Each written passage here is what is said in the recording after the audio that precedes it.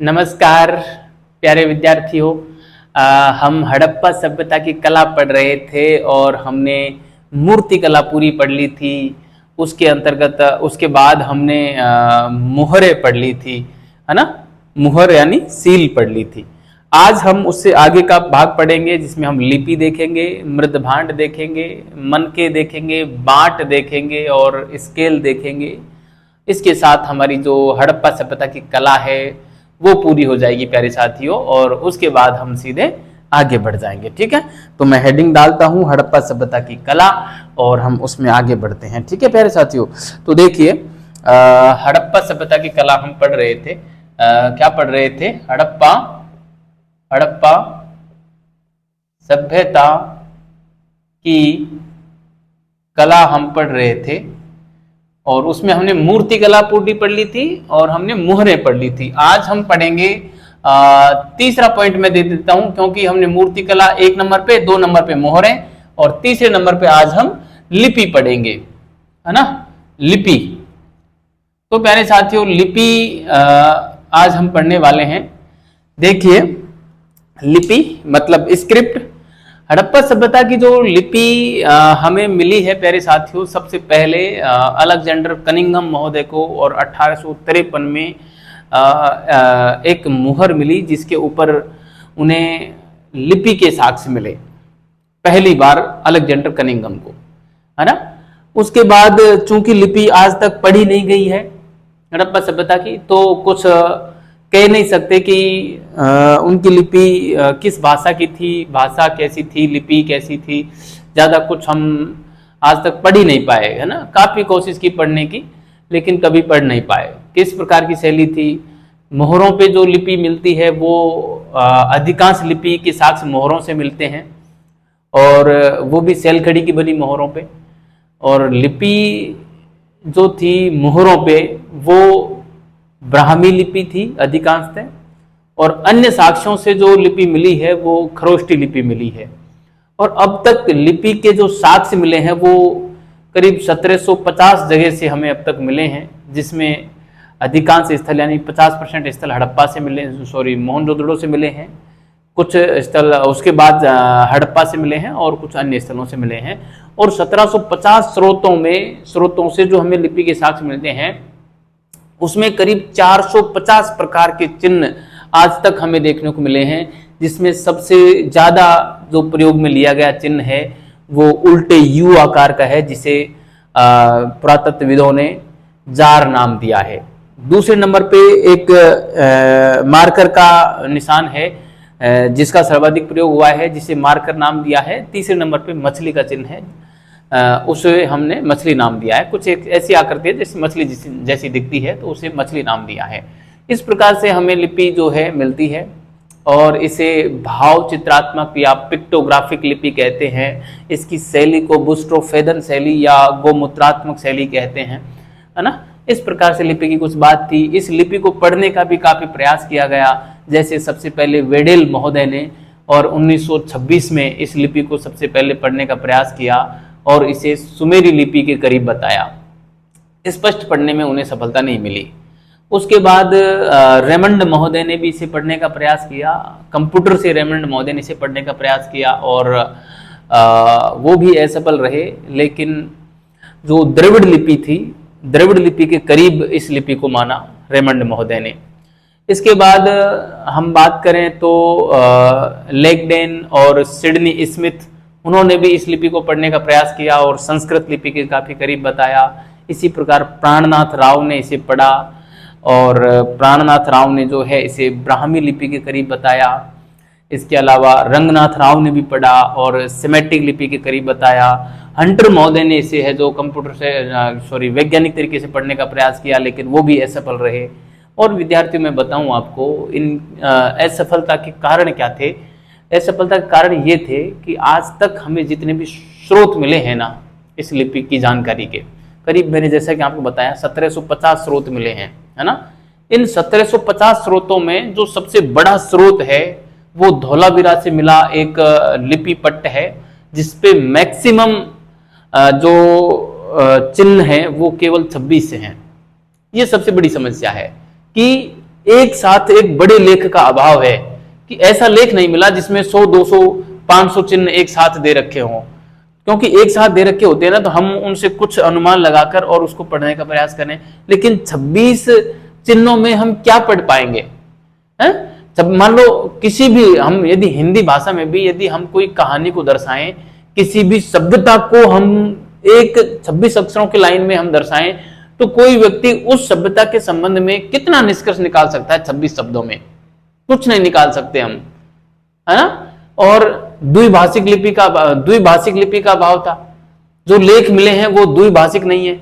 मान लो द्विभाषिक होते तो दूसरी भाषा को हम पढ़ते, उसके आधार पे दूसरी भाषा को पढ़ने का प्रयास करते, है ना। तो इस प्रकार से है जो इसको इस कारण नहीं पढ़ पाया। और फिर भाव चित्रात्मक थी, ये चित्र बनाए गए थे, केवल संकेत बनाए गए थे, जैसे उल्टे यू आकार के बना दिया, वृत्त बना दिया, आयत बना दिया, उनके बीच में से क्रॉस लगा दिया, इस प्रकार के चिन्ह थे। तो भावों को पढ़ना भी आसान नहीं था, इस वजह से हम आज तक पढ़ ही नहीं पाए। तो ये था प्यारे साथियों हड़प्पा सभ्यता की लिपि के बारे में एक बेसिक जानकारी जो मैंने आपको बताई। आपको अच्छे से समझ में आई होगी।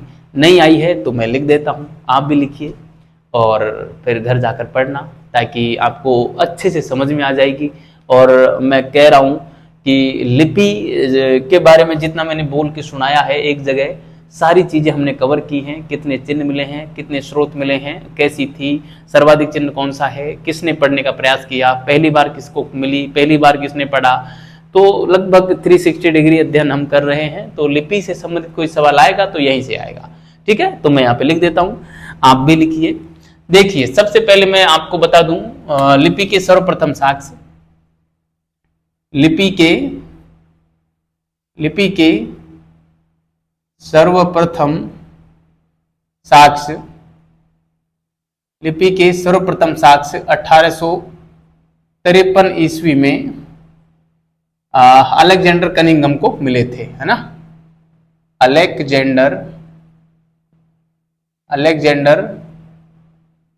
कनिंघम को मिले थे, अलेक्जेंडर कनिंघम को मिले थे, ठीक है। तो सर्वप्रथम लिपि के जो साक्ष्य थे 1853 ईस्वी में, और विद्यार्थियों अलेक्जेंडर कनिंघम को मिले थे, ठीक है। और उसके बाद मैं बात करूं, सबसे पहले इस लिपि को पढ़ने का जो प्रयास किया वो मैं लिखता हूं यहां पे, इसे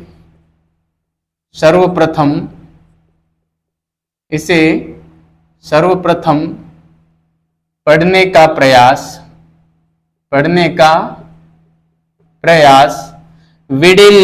वेडेल ने किया, है ना। वेडेल ने 1926 में किया था, 1926 ईस्वी में किया, है ना। वेडेल ने 1926 ईस्वी में किया और इसे सुमेरी लिपि के करीब बताया, है ना। और इसे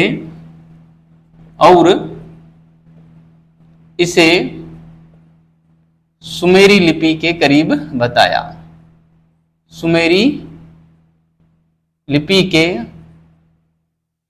करीब बताया, है ना। और इसे सुमेरी लिपि के करीब बताया, ठीक है प्यारे साथियों। यह सवाल पूछा जा सकता है, इन दोनों में से सवाल पूछा जा सकता है। बाकी आगे की जो बातें मैं बताऊंगा वहां से सवाल पूछने के चांसेस कम रहते हैं। कारण क्या है, जो पहला होता है ना वो काफी महत्वपूर्ण होता है ना। पहला आप समझ रहे होंगे, ठीक है। तो लिपि के सर्वप्रथम साक्ष्य किसे मिले? कनिंघम को मिले। और सबसे पहली बार पढ़ने का प्रयास वेडेल ने किया, तो 1926 में किया। आप इसे अच्छे से ध्यान रखें, ठीक है। इसके बाद देखिए, इसके बाद इसको पढ़ने का किसने प्रयास किया? जैसे मैं लिखूं, प्राणनाथ राव ने किया, प्राणनाथ राव ने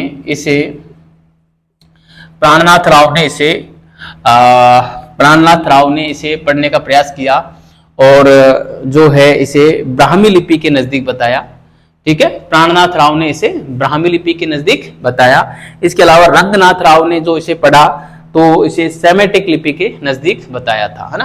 प्राणनाथ राव ने इसे ब्राह्मी लिपि के नजदीक बताया, ब्राह्मी लिपि के नजदीक बताया, ब्राह्मी लिपि के नजदीक बताया, ठीक है। वहीं रंगनाथ राव की बात करें, रंगनाथ राव ने इसे सेमेटिक लिपि है ना, जो यहूदियों की जो लिपि है ना, यहूदियों की लिपि उसके जैसी बताया। सेमेटिक लिपि यानी यहूदियों के प्रकार की लिपि, सेमेटिक लिपि कॉमा यहूदियों के प्रकार की लिपि, यहूदियों के प्रकार की लिपि बताया, है ना, यहूदियों के प्रकार की लिपि बताया। ठीक है साथियों, रंगनाथ राव ने इसे सेमेटिक लिपि बताया, वहीं प्राणनाथ राव ने इसे ब्राह्मी लिपि बताया। लेगडेन और सिडनी स्मिथ की बात करूं तो उन्होंने संस्कृत के करीब बताया, है ना। लेगडेन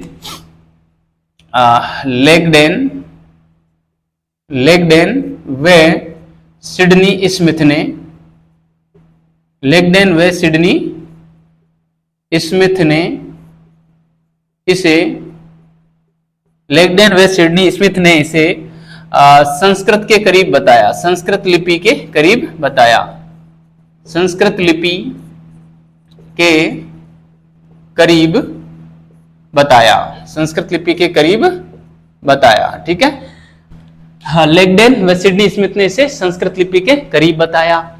इसके बाद हम बात करें सॉरी, जो रेमंड महोदय थे, रेमंड महादेवल या महोदय ने इसे कंप्यूटर से पढ़ने का प्रयास किया और इसे असफल रहे वो भी, लेकिन द्रविड़ लिपि के करीब बताया था, है ना। रेमंड महादेवल है ये, सॉरी, रेमंड महादेवल, कहीं पे महोदय लिख देते हैं, कहीं पे महादेवल मिलता है एग्जैक्टली आप देख लेना। वैसे इस नाम में कोई बहुत बड़ा इशू नहीं है, रेमंड महोदय या महादेवल आए एक ही समझना। ठीक है, रेमंड महादेवल ने इसे कंप्यूटर से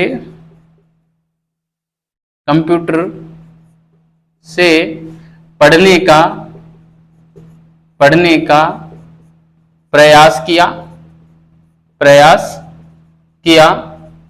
वे इसे द्रविड़ लिपि के नजदीक बताया, द्रविड़ लिपि के नजदीक बताया। ठीक है, द्रविड़ लिपि के नजदीक बताया इन्होंने भी। हंटर महोदय ने इसे वैज्ञानिक विधि से पढ़ने का प्रयास किया, हंटर महोदय ने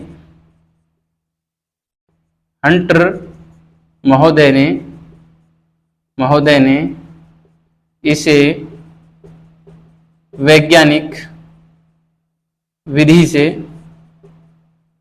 विधि से पढ़ने का प्रयास किया, वैज्ञानिक विधि से पढ़ने का प्रयास किया, है ना।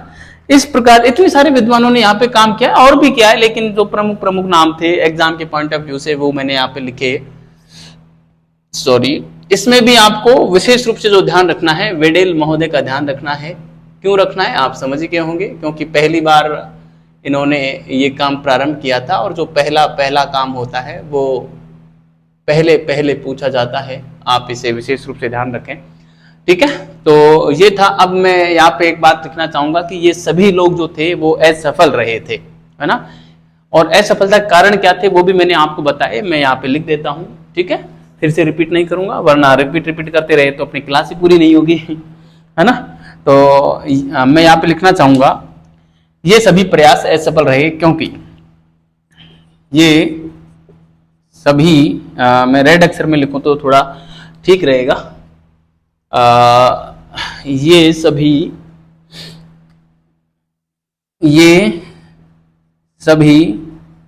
प्रयास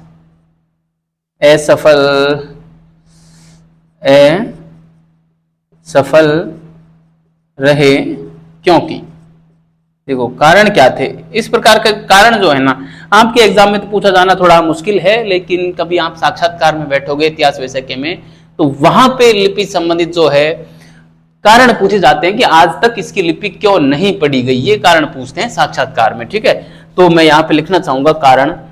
कारण नंबर एक ये है कि बड़े जो हैं स्रोतों का अभाव है ना, बड़े लेख नहीं मिले, बड़े लेख वाले स्रोतों का अभाव होने के कारण, है ना।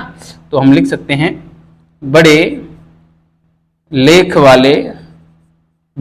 वाले स्रोतों का अभाव, बड़े लेख वाले स्रोतों का अभाव होने के कारण, बड़े लेख वाले स्रोतों का अभाव होने के कारण। ठीक है, अब देखो बड़े लेख मैंने अभी आपको बता ही दिया, बड़े लेख होते तो कैसे हम इसको पढ़ पाते, छोटे लेख में हम इसके जो भाव हैं उनको पढ़ नहीं पाए, है ना, शब्दों को जो है हम पढ़ नहीं पाए। सबसे बड़ा जो लेख मिला है वो धोलावीरा से मिला है, जिसको हम लिपि पट्ट भी बोलते हैं। हम यहाँ पे लिखेंगे सबसे बड़ा लेख या सर्वाधिक बड़ा लेख, सर्वाधिक बड़ा लेख धोलावीरा से मिला है, धोलावीरा से मिला है, सबसे बड़ा लेख धोलावीरा से मिला है, जिसमें कुल 26, है ना, जिसमें कुल 26 चिन्ह हैं, जिसमें कुल 26 चिन्ह हैं, है ना, जिसमें कुल 26 चिन्ह हैं, जिसे लिपि पट्ट भी कहते हैं, जिसे लिपि पट्ट भी कहते हैं, जिसे लिपि पट्ट भी कहते हैं। ठीक है, जिसे क्या कहते हैं, लिपि पट्ट भी कहते हैं। ठीक है, ये बात पूछ लेते हैं कई बार कि हड़प्पा सभ्यता का सबसे बड़ा जो लेख है वो कहां से मिला है, तो धोलावीरा से मिला है। कितने अक्षर है, 26 अक्षर हैं। अक्षर भी पूछे जा सकते हैं, चांसेस कम है अक्षरों का पूछा जाना, लेकिन सबसे बड़ा लेख कहां से मिला है ये सवाल पूछा जाता है विद्यार्थियों, काफी इंपॉर्टेंट है। धोलावीरा से ये हमको इसके साथ मिले हैं। ठीक है, एक बात हो गई ये। कारण नंबर दो ये है कि द्विभाषिक लेखों का अभाव होना, है ना, द्विभाषिक लेखों का अभाव होना। तो हम यहां पे लिख सकते हैं द्विभाषिक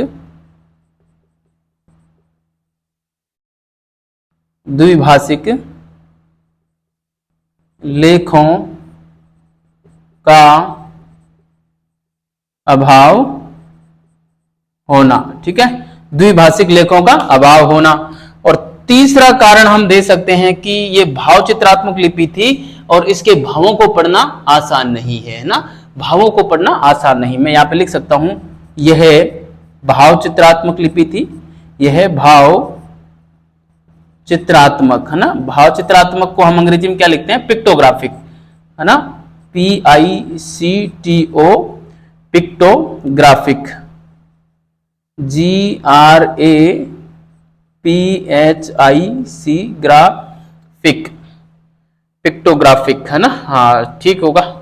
पिक्टोग्राफिक स्क्रिप्ट, SCRIPT, आप स्पेलिंग देख लेना क्योंकि अंग्रेजी ज्यादा मुझे आती नहीं है। यह भाव चित्रात्मक या पिक्टोग्राफिक स्क्रिप्ट थी, यह भाव चित्रात्मक लिपि थी,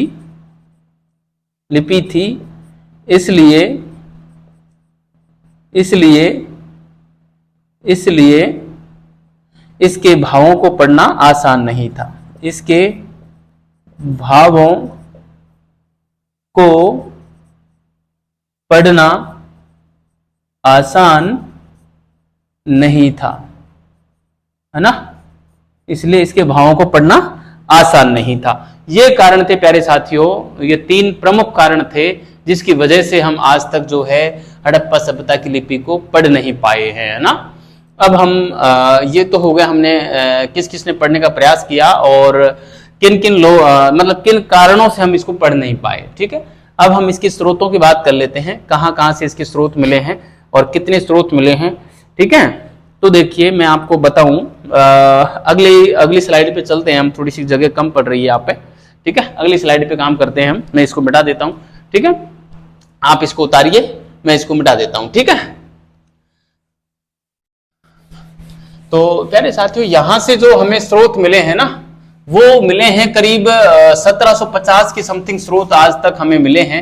1750 स्रोत का मतलब है जैसे किसी एक मृद भांड के ऊपर कोई लेख मिल गया, किसी मुहर के ऊपर कोई लेख मिल गया, किसी मनके के ऊपर कोई लेख मिल गया, किसी ताम्रपत्र के ऊपर कोई लेख मिल गया। तो ऐसे करके कुल लेखों की जो संख्या है, कुल लेखों की जो संख्या है वो 1750 है ना। और उन 1750 में जो चिन्ह है वो 450 प्रकार के चिन्ह मिले हैं। बाकी चिन्हों की पुनरावृत्ति तो हुई है ना। जैसे सर्वाधिक पुनरावृत्ति किस चिन्ह की हुई है? उल्टे यू आकार की। जैसे इस प्रकार के आकार की जो है इसको जार का चिन्ह कहा है। क्या कहा है? जार कहा है, जार। इस आकार की जो पुनरावृत्ति है वो सर्वाधिक हुई है ना। तो इस प्रकार जैसे एक ही आकार हो गया, एक ऐसे आकार हो गया, इसको मार्कर लिखा है, मार्कर है ना, मार्कर है ना। और एक है जो कुछ मछली का चित्र है ना, ऐसे इस प्रकार से मान लो कोई मछली है ना, ये कोई मछली का चिन्ह है, इस प्रकार से कोई, इस प्रकार से ये क्या है? मछली है, ठीक है, मछली है। तो ऐसे ये तीन चिन्ह हैं। सर्वाधिक चिन्ह इसका ये पहले नंबर पे है ना, ये पहले नंबर पे है, ये दूसरे नंबर पे है और ये जो है तीसरे नंबर पे है। इसका सर्वाधिक जो चिन्ह मिले हैं वो ये चिन्ह मिले हैं, सर्वाधिक चिन्ह है ना। देखो टोटल चिन्ह कितने मिले हैं मैं आपको बताऊं यहाँ पे। मैं इसको अच्छे से ही बनाऊंगा ताकि आपको बाद में भी है जो आप आपके रजिस्टर में भी बना सको, ठीक है। तो मैं यहाँ पे लिखना चाहूंगा सबसे पहले साथियों, हम लिखेंगे इस प्रकार से लिखेंगे कि अब तक हमें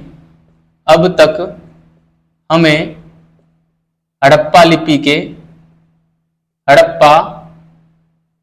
के अब तक हमें हड़प्पा लिपि के 1750 साक्ष्य 1750 स्रोत मिले हैं,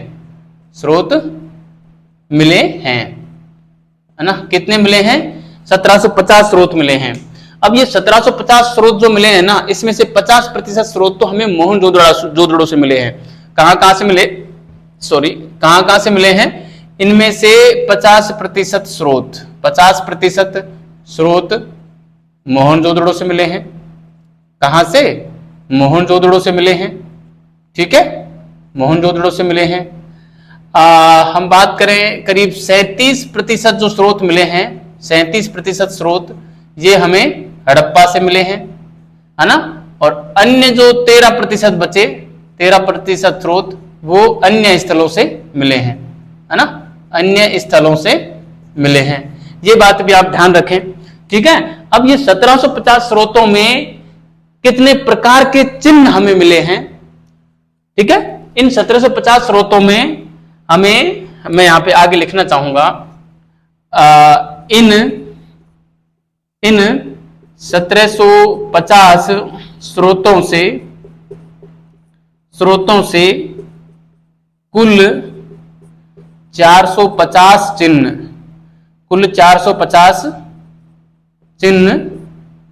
कुल 450 चिन्ह मिले हैं, है ना। कुल 450 चिन्ह मिले हैं, है ना। तो हम कह सकते हैं कि हड़प्पा सभ्यता की लिपि में कितने चिन्ह थे, कितने शब्द थे? तो 450 थे। जैसे हमारी देवनागरी लिपि में कुल कितने अक्षर आते हैं? तो हम बात करते हैं 52 अक्षरों की, है ना। 36 तो हमारे व्यंजन है ना, और 12 हमारे स्वर हैं। टोटल कितने हुए? 48। और 4 शब्द जो हमारे बनते हैं वो मिश्रित शब्द हैं ना, जैसे उसमें त्रिशूल है, ज्ञानी है ना, चिकचिक छतरी है और एक रैरेसी है। ये 4 शब्द हो गए हमारे कौन से? मिश्रित शब्द हो गए। तो इस प्रकार टोटल शब्दों की जो बात की जाती है देवनागरी लिपि में वो 52 की जाती है ना। लेकिन वर्तमान में तो हमारा जो हिंदी ग्रंथालय है, हिंदी की जो लिपि को जो हमारे प्रमाणिकता जो पेश की जाती है ना, वो एक अलग से एक विभाग को सौंप रखा है। एग्जैक्टली वो विभाग मेरे दिमाग से निकल रहा है। उसने केवल 45 अक्षरों को ही मान्यता दे रखी है अभी, करीब 45 है ना, 43 है या 45 है, आप देख लेना, जीके का विषय है, हमारा विषय नहीं है। उस प्रकार जहां पे हड़प्पा सभ्यता की लिपि में 450 शब्द थे विद्यार्थियों, है ना। मेसोपोटामिया सभ्यता में जाते हैं ना तो वहां पे 900 शब्द मिलते हैं। इसी प्रकार ये 450 थे। अब इन 450 में जो 450 में सर्वाधिक जो चिन्ह मिला है वो, जैसा कि मैंने अभी बनाया, उल्टे यू आकार का मिला है ना। इनमें से, इन 450 में से जो सर्वाधिक चिन्ह है वो उल्टे यू आकार का है ना, इस प्रकार का है, उल्टे यू आकार का। इसे क्या कहा है? जार का चिन्ह, जार का चिन्ह है ना, जार का चिन्ह।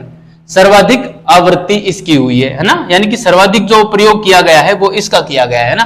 तो मैं यहां पे लिख सकता हूं सर्वाधिक आवृत्ति, है ना। आवृत्ति का मतलब होता है बार बार प्रयोग करना, है ना, सर्वाधिक आवृत्ति। ठीक है, सर्वाधिक आवृत्ति हुई है उल्टे यू आकार की।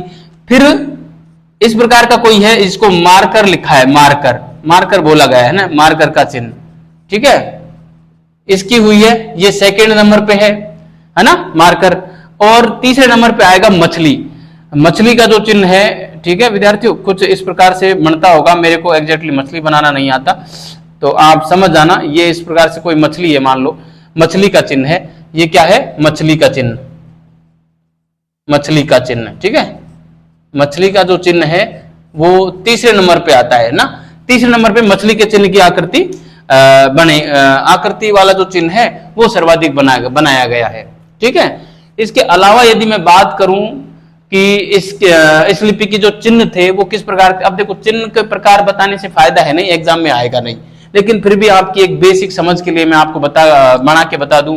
तो ये जो चिन्ह बनते थे कुछ इस प्रकार के चिन्ह थे, जैसे ये वर्ग, ये बना दिया, वर्ग बना दिया, इस प्रकार से बना दिया, है ना, आयत बना दिया इस प्रकार से, है ना, इसमें बीच में ऐसे लाइन खींच दी, ऐसे लाइन खींच दी, है ना।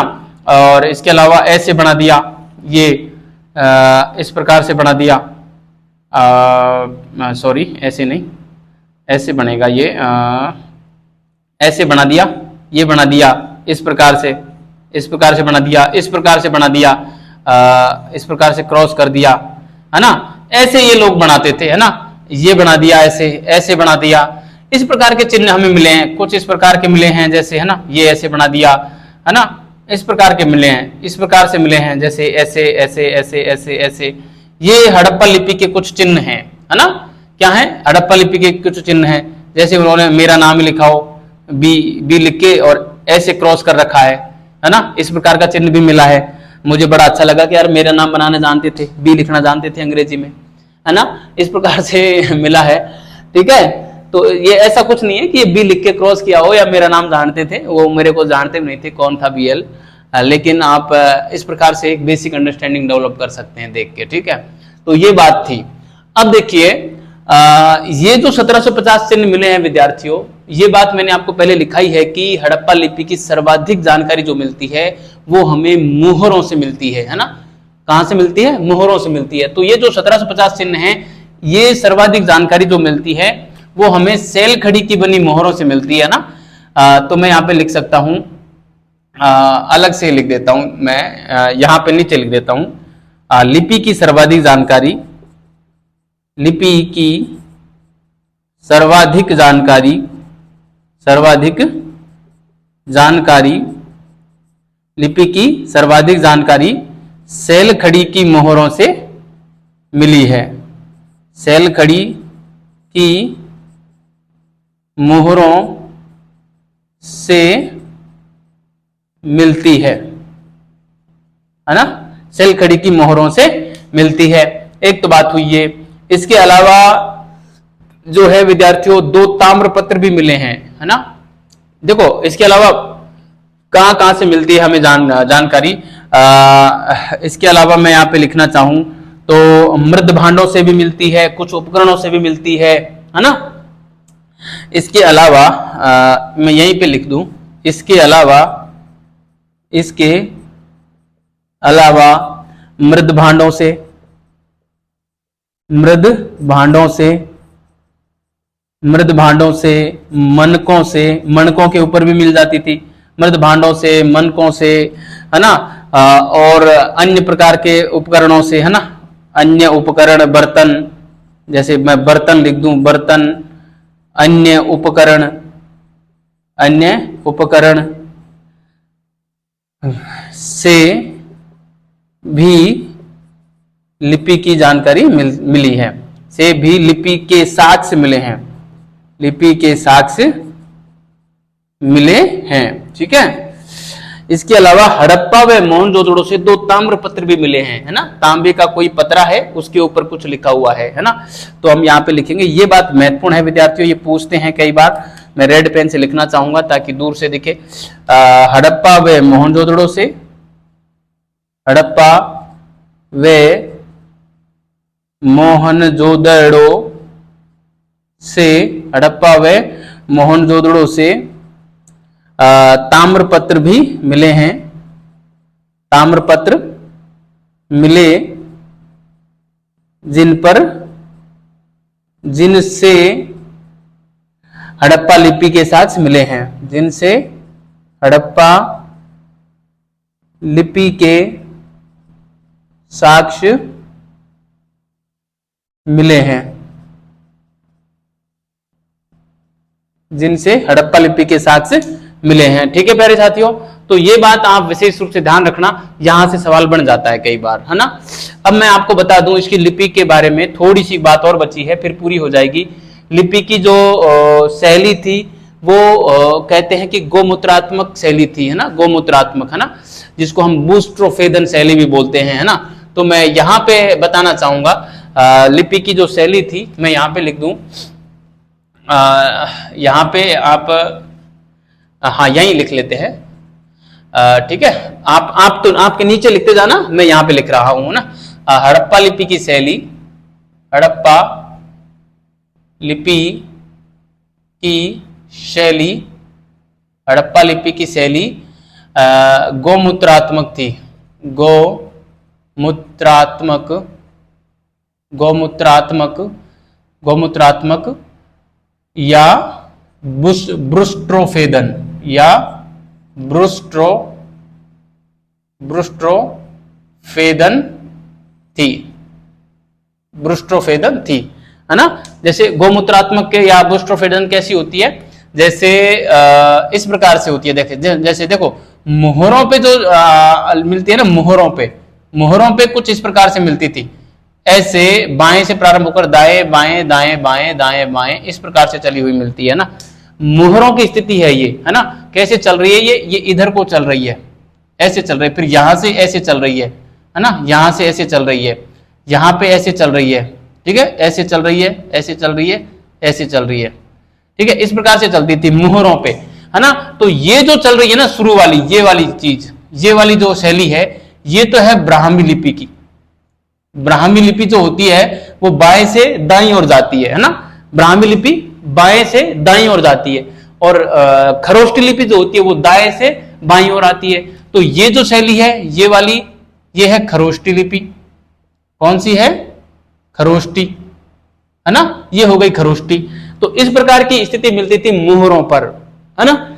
और मोहरों के अलावा अन्य जो जगह थी, कहीं से भी जो साक्ष्य मिले हैं, चाहे सैलखड़ी हो या मृदभांड हो या ताम्रपत्र हो, है ना, वहां से जो मिली है वो प्यारे साथियों हमें इस प्रकार से मिली है ना, इस प्रकार से मिली है ना। तो इसमें जो चल रही है इस प्रकार से चल रही है ना, दाएं से सॉरी ऐसे चलेगी, ये इस प्रकार से चलेगी, दाएं से बाईं ओर चल रही है ना, फिर बाएं से दाईं ओर जाएगी, फिर ये ऐसे चलती चलती ऐसे आ जाएगी, है ना, ऐसे आ जाएगी, ठीक है, फिर ये ऐसे आ जाएगी, फिर ये ऐसे आ जाएगी, फिर ये ऐसे आ जाएगी, ठीक है, इस प्रकार से चल रही है। तो ये यहाँ पे शुरुआत जो हो रही है ये खरोष्टी लिपि होगी, फिर, है ना, खरोष्टी, है ना, ये होगी खरोष्टी, और ये यहाँ पे कैसी हो जाएगी, ये हो जाएगी ब्राह्मी, ठीक है, ये हो जाएगी ब्राह्मी, ठीक है। इस लिपि को कहते हैं गोमूत्रात्मक शैली, इस शैली को कहते हैं गोमूत्रात्मक शैली, है ना, गोमूत्रात्मक। गाय जब टॉयलेट करती है तो वो ऐसे ऐसे घूम के आता है, इस प्रकार से घूम के आता है। उनको भी उदाहरण देना था, बताओ कहाँ के उदाहरण सेट किया है, ठीक है। तो इस प्रकार से लिपि है जो यहाँ पे पूरी हो जाती है विद्यार्थियों। लिपि के बारे में जो समग्र बात थी, समग्र जानकारी थी, वो प्यारे साथियों मैंने आपको यहाँ बताने का प्रयास किया है, और मैं दावा कर रहा हूं कि इस प्रकार से लिपि की जानकारी आपको किसी ने भी नहीं दी होगी। संपूर्ण यूट्यूब का इतिहास छान के देखना, आप कॉलेज में पढ़े होंगे, स्कूल में पढ़े होंगे, या आप जहां भी पढ़े होंगे, या आपके जो बड़े भाई बहन हैं वो भी पढ़े होंगे, सभी से पूछना क्या आपको लिपि इस प्रकार से आकृति बना के किसी ने बताई थी क्या? इस प्रकार से आकृति बना के बताई थी क्या? बहुत मशक्कत की है, पता नहीं कितनी किताबों को खंगाला तब जाके मैं लिपि पे पहुंचा हूं। ठीक है, और इस प्रकार से ये सारी चीजें आप अच्छे से तैयार करें, आपके रजिस्टर में ऐसे कैसे बनाएं ताकि इन चीजों की इमेज जो है आपके दिमाग में बनी रहे और एग्जाम के जाते जाते आप भूले नहीं।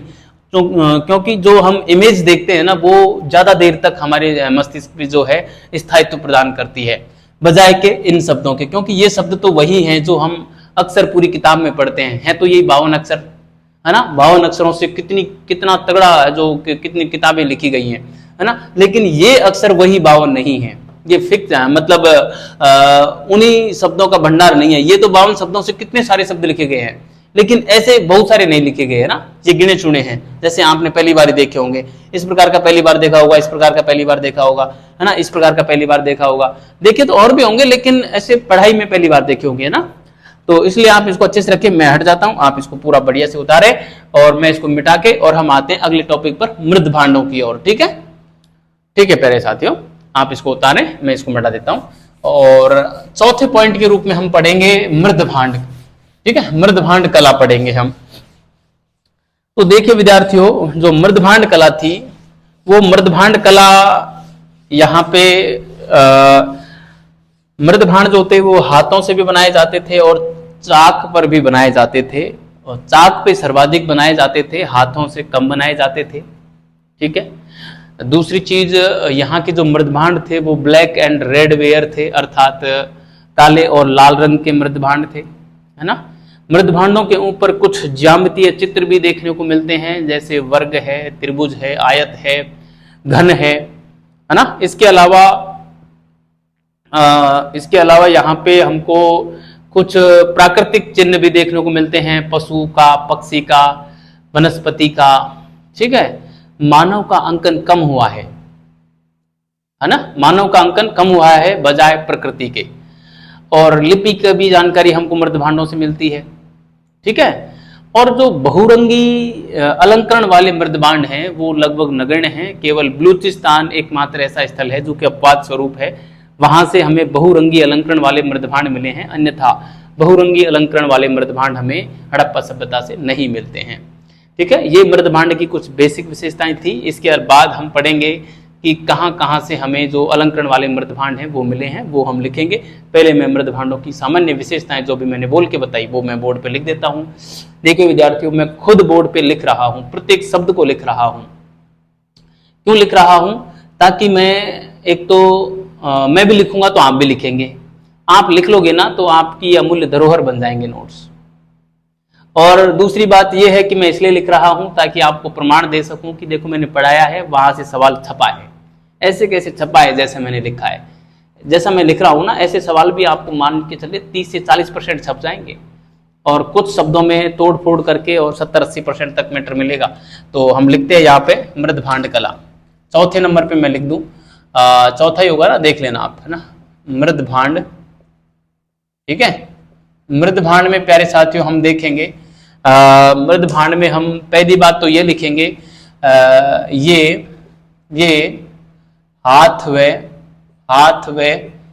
चाक निर्मित, हाथ व चाक निर्मित थे, चाक निर्मित थे, चाक वाले सर्वाधिक थे, है ना, चाक वाले अधिक थे।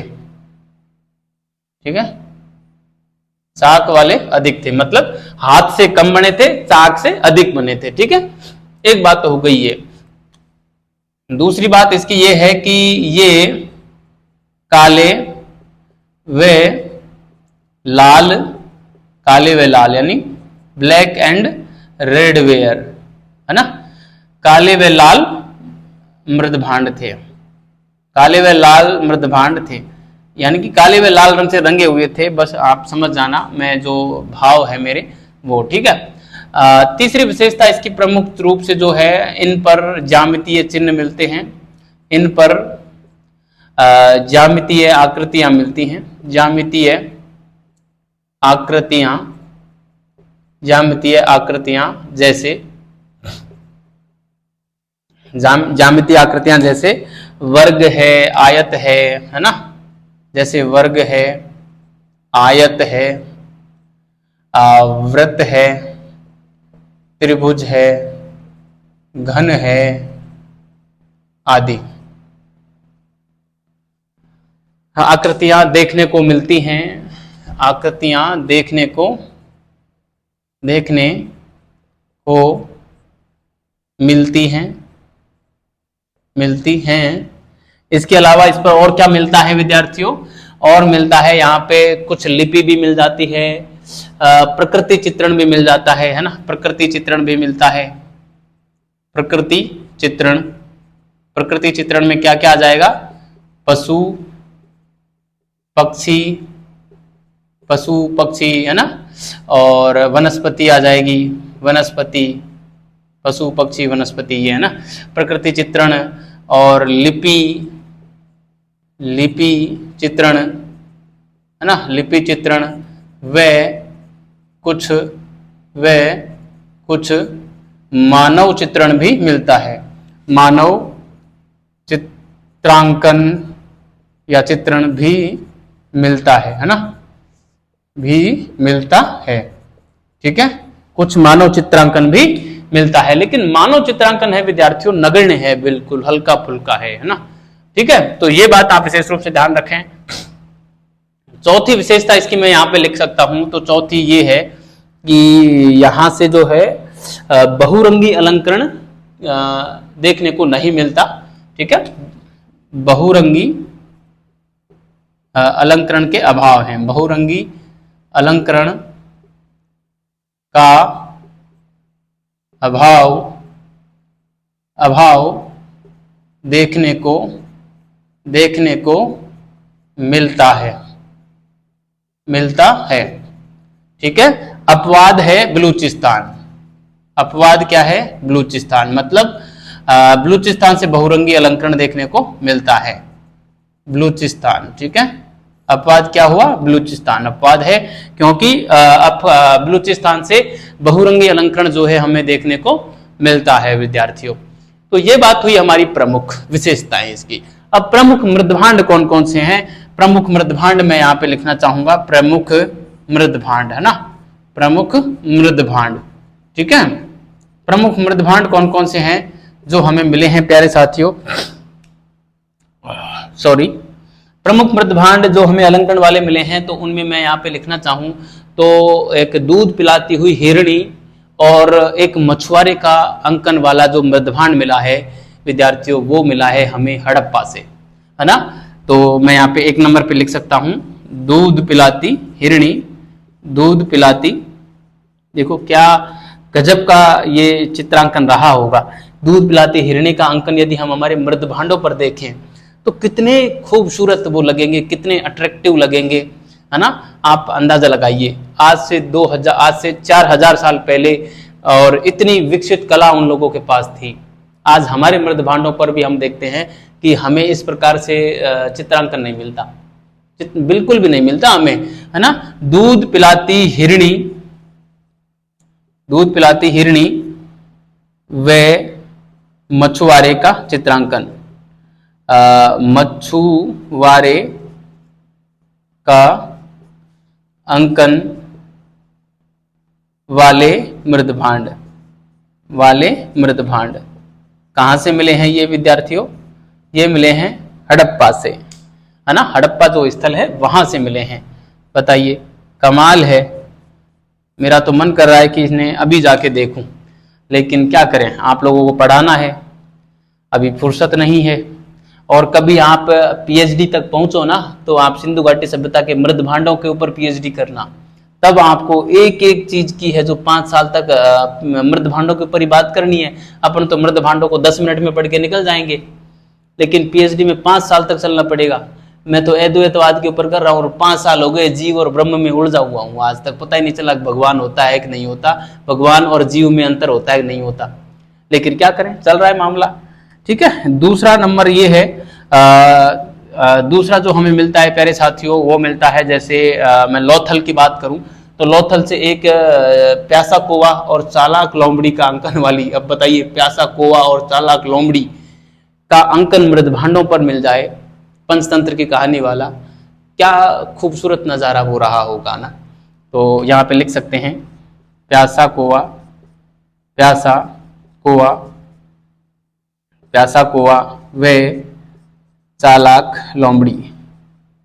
प्यासा कौवा व चालाक लोमड़ी अर्थात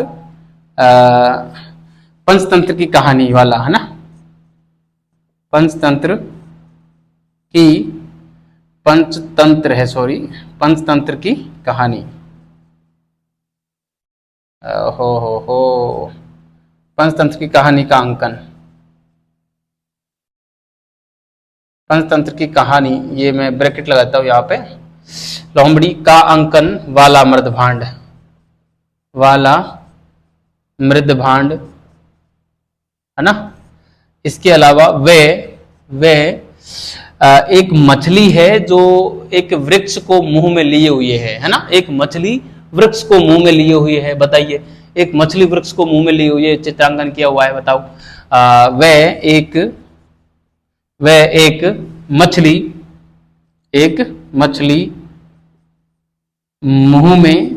मछली मुंह में वृक्ष का एक मछली मुंह में वृक्ष को लिए हुए अंकन वाला मृदभांड, लिए हुए का अंकन वाला मृदभांड। ठीक है, ये कहां से मिला है विद्यार्थियों? ये मिला है मोहनजोदड़ो नहीं, सॉरी, लोथल से मिला है ना। कहां से मिला है? लोथल से। ठीक है, लोथल से मिला है। इसके अलावा हम देखते हैं तो एक कन खजूरे का अंकन वाला मृदभांड, है ना, और चमकदार मृदभांड, है ना। कन खजूरे का अंकन वाला मृदभांड, कन खजूरे का अंकन वाला मृदभांड, व चमकीला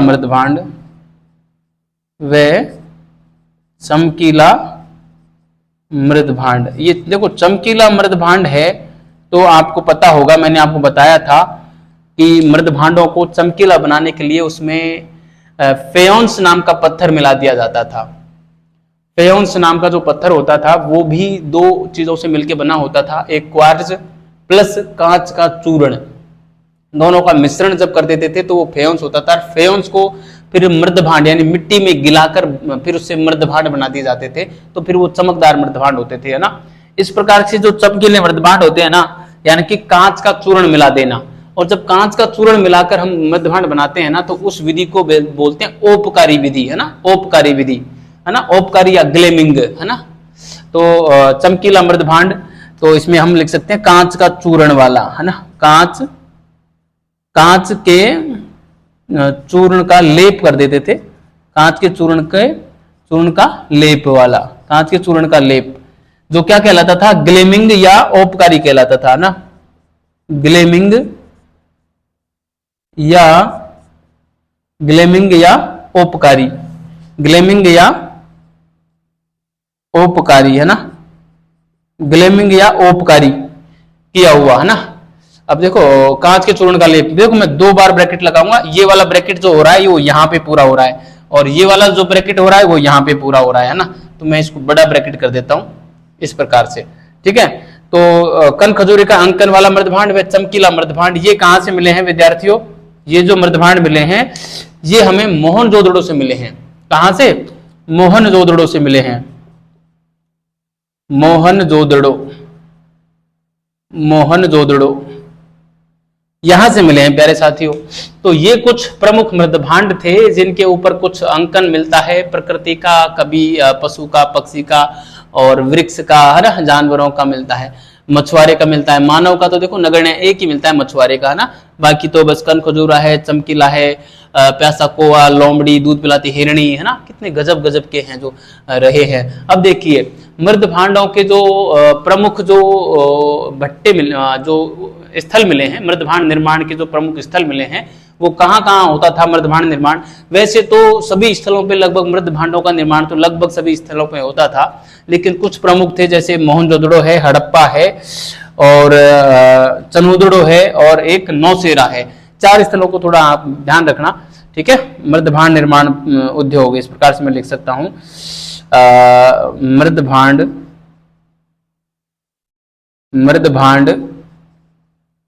निर्माण केंद्र लिख सकता हूं। मृदभांड निर्माण केंद्र, ये प्रमुख केंद्र थे मृदभांड निर्माण केंद्र में। तो इसमें आप डाल सकते हैं, एक तो मोहनजोदड़ो को डालें सबसे पहले, मोहनजोदड़ो, और हड़प्पा को भी डालें, हड़प्पा डालें, हड़प्पा डालें। इसके अलावा चन्हुदड़ो डालें, चन्हुदड़ो डालें, चन्हुदड़ो डालें।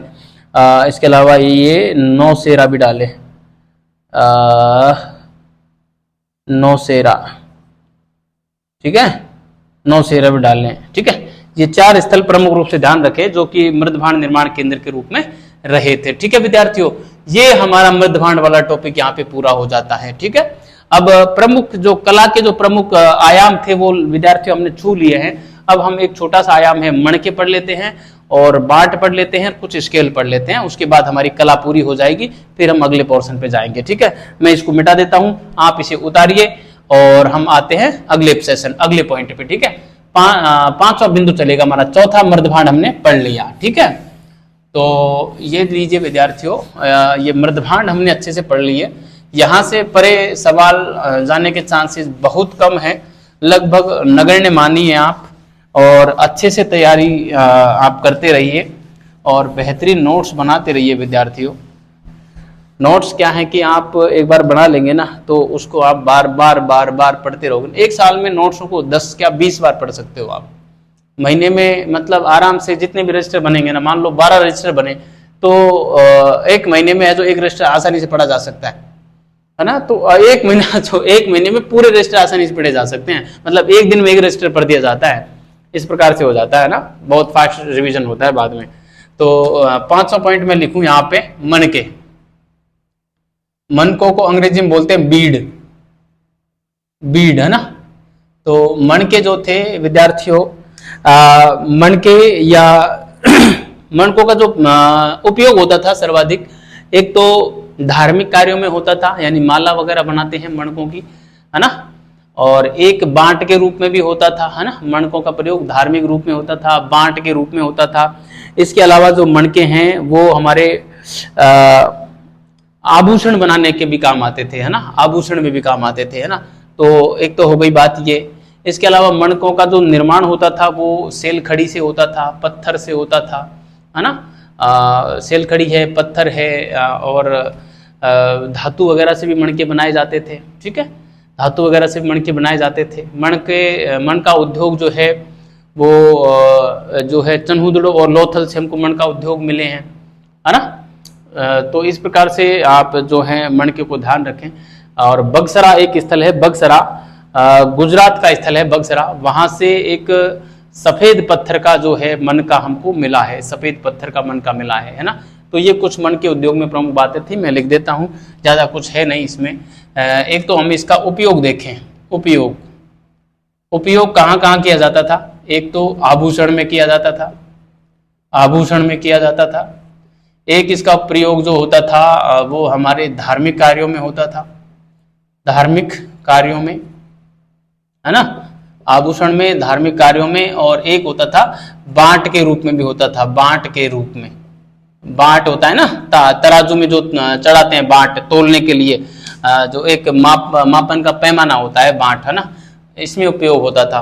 किसके बनाए जाते थे हम ये देखें। मण के जो बनाए जाते थे विद्यार्थियों वो एक तो सेल खड़ी के बनाए जाते थे, सेल खड़ी के, है ना, सेल खड़ी के बनाए जाते थे। इसके अलावा पत्थर के बनाए जाते थे, पत्थर में वही पत्थर, वही चर्ट है, गोमेद है ना, चर्ट है, गोमेद है, चार्ल्स डनी है, चार्ल्स डनी है। और इसके अलावा चार्ल्स डनी है ना, चार्ल्स डनी आप समझ लेंगे, चार्ल्स डनी है, कार्नेलियन है ना, कार्नेलियन है, कार्नेलियन है, इनके बनाए जाते थे, है ना। सेल कड़ी हो गया, पत्थर हो गया, है ना। इसके अलावा धातु के भी ये जो है बनाए जाते थे, धातु आदि के बनाए जाते थे, आदि के बनाए जाते थे, है ना। आदि के बनाए जाते थे। ठीक है, तो ये हो गए हमारे प्यारे विद्यार्थियों मणके। मणकों का जो सर्वाधिक जो मन के मिले हैं विद्यार्थियों वो सैलखड़ी के मिले हैं। हाँ सैलखड़ी लिखा ना, हाँ सर्वाधिक मन के सैलखड़ी के मिले हैं, है ना। तो मैं यहाँ पे लिखूं सर्वाधिक मन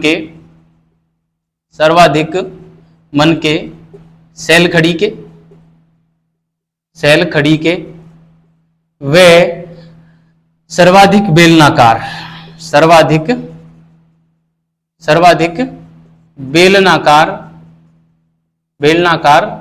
मनके बनाए गए, है ना। सर्वाधिक तो सैलखड़ी के बने और किस आकृति के बने, बेलनाकार आकृति के बनाए गए थे। ठीक है प्यारे विद्यार्थियों, मणकों के ऊपर कुछ जो है विद्यार्थियों लिपि वगैरह की भी जानकारी हमें मिल जाती है, वो हमने वहां पे लिपि वगैरह में लिखी है, उसको लिखने की आवश्यकता है नहीं हमें। ठीक है, अब हम यहाँ पे मन का निर्माण उद्योग हम लिखें, तो इसका भी हमने वैसे उद्योगों में पढ़ा है, लेकिन यहाँ पे भी मैं लिख देता हूं मन का निर्माण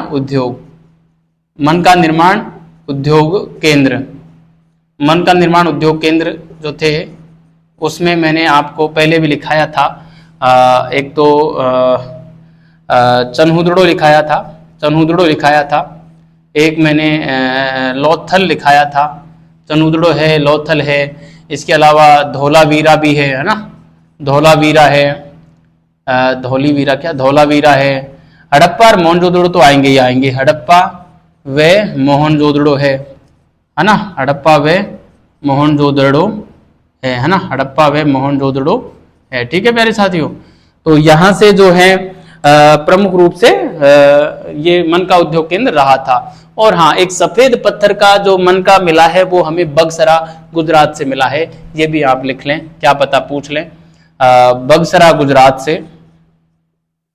जो गुजरात का स्थल है से बगसरा गुजरात से पत्थर का मन का मिला है,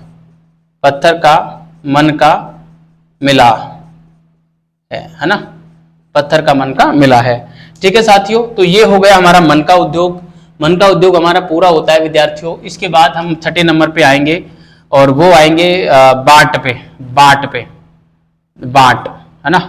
बाट जो होते थे तराजू में जो हम चढ़ा के और जो चढ़ाते हैं, मानक के एक पैमाने होते थे, ठीक है, मापतौल के पैमाने होते थे ना। बाट क्या होते थे, मापतौल हेतु प्रयोग में लिए जाते थे, मापतौल हेतु मानक पैमाने,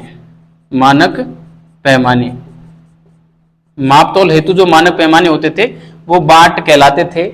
और इनका निर्माण भी विद्यार्थियों जो है सफेद चर्ट पत्थर से अधिक किया जाता था। निर्माण किससे होता था, निर्माण जो होता था वो सर्वाधिक जो बाट मिले हैं, सर्वाधिक बाट सफेद चर्ट पत्थर के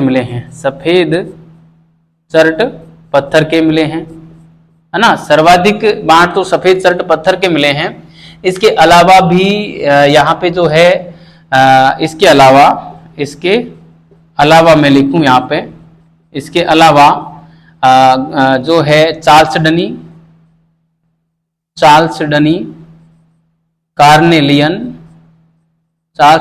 कार्नेलियन वे जो होता है ना लाइमस्टोन, चूना पत्थर, उसके भी बनाए जाते थे, है ना। लाइमस्टोन यानी चूना पत्थर, इसके भी बनाए जाते थे, है ना। चूना पत्थर के भी जो है बाट बनाए जाते थे। ठीक है, अब हम बात करें जो छोटे बाट थे, छोटे साइज में जो छोटे बाट थे, छोटे बाट का जो पैमाना होता था विद्यार्थियों, छोटे बाट तो थे 1:2:4:16:32:64:, इस प्रकार से ये छोटे बांटों का अनुपात तो ये था विद्यार्थियों। ठीक है, छोटे बांटों का अनुपात तो ये था। बड़े बांटों का जो अनुपात था, बड़े बांटों का जो अनुपात था वो 160:320 के अनुपात में थे, 20 के अनुपात में थे, है ना, 20 के अनुपात में थे। ठीक है, और ये जो अधिकांश बांट थे वो 16 के पैमाने का मिला है ना, सर्वाधिक जो बांट मिले हैं वो 16 के पैमाने के मिले हैं। ठीक है, सर्वाधिक बांट किस पैमाने के मिले हैं, वो 16 के पैमाने के मिले हैं। तो यहां पे मैं लिख सकता हूं सर्वाधिक बांट 16 के, सर्वाधिक बांट 16 के पैमाने के मिले हैं, 16 के पैमाने के मिले हैं। ठीक है, 16 के पैमाने के मिले हैं। ठीक है, यदि इन 16 के पैमाने के बांट की वर्तमान में यदि हम वजन देखें तो वर्तमान का जो वजन आता है वो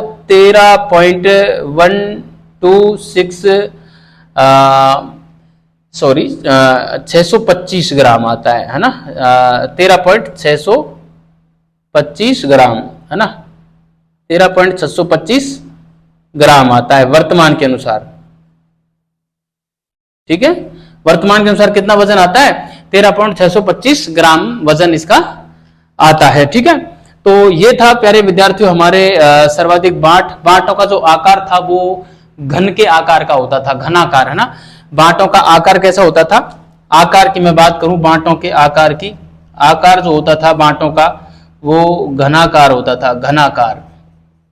ठीक है, घनाकार बांट मिले हैं सर्वाधिक। ठीक है, तो ये हमारे बांट हो गए 6ठे नंबर पे।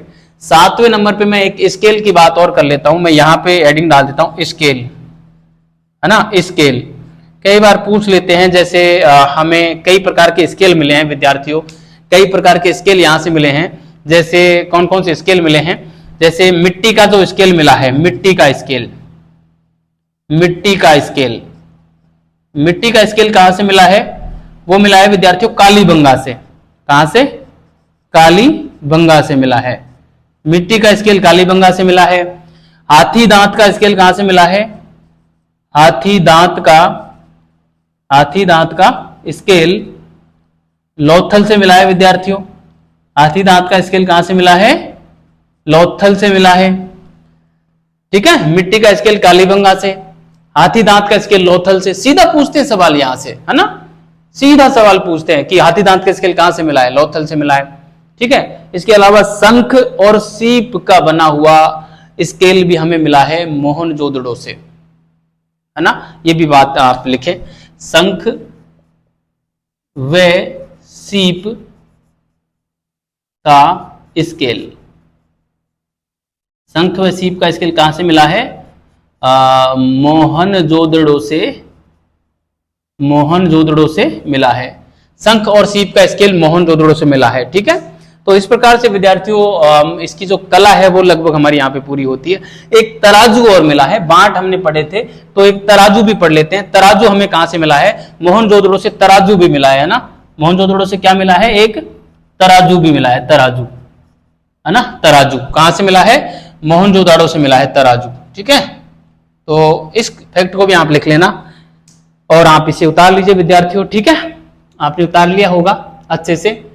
ठीक, इस प्रकार से विद्यार्थियों हम हड़प्पा सभ्यता की जो कला है वो लगभग पूरी पढ़ चुके हैं। और कौन से स्थल से क्या क्या चीजें मिली, मूर्ति कहां से मिली, मृदभांड कहां से मिले, मणके कहां से मिले, कहां कहां कौन कौन से उद्योग प्रचलन में थे, लगभग सारे स्थलों को भी हमने पढ़ लिया है। तो आप इसे अच्छे से तैयार कीजिए विद्यार्थियों। कैसी लगी ये क्लास, कमेंट जरूर करना। आप लोगों के कमेंट आजकल आते हुए बंद हो गए हैं। वीनू मीना पता नहीं कहां किधर चले गए, और एक जो अंशु भाटिया है उनका तो कमाल का मैसेज आता है, और आशा है उनका तो फिर से मैसेज आएगा। एकदम स्फूर्ति दे देता है मुझे, एकदम अंदर से बहुत ताकत देता है अंशु भाटिया का मैसेज, है ना। तो और कमेंट करना, आप अच्छे अच्छे कमेंट करना, गलत भी कर सकते हो, मतलब मेरी कमियां भी निकालना, ताकि मैं अपने आप को और तराश सकूं और मेरा एक अच्छा वर्जन आपके सामने लॉन्च कर सकूं। ठीक है, और अन्य लोग भी कमेंट करें, आपके कमेंट करने के आपके पैसे नहीं लग रहे। आप लोगों के लिए जब मैं इतनी मेहनत कर सकता हूं तो आप 5 सेकंड 10 सेकंड के लिए कमेंट कर सकते हो, है ना। तो ठीक है विद्यार्थियों, अच्छे रहिए, मस्त रहिए और इतिहास का मजा लेते रहिए।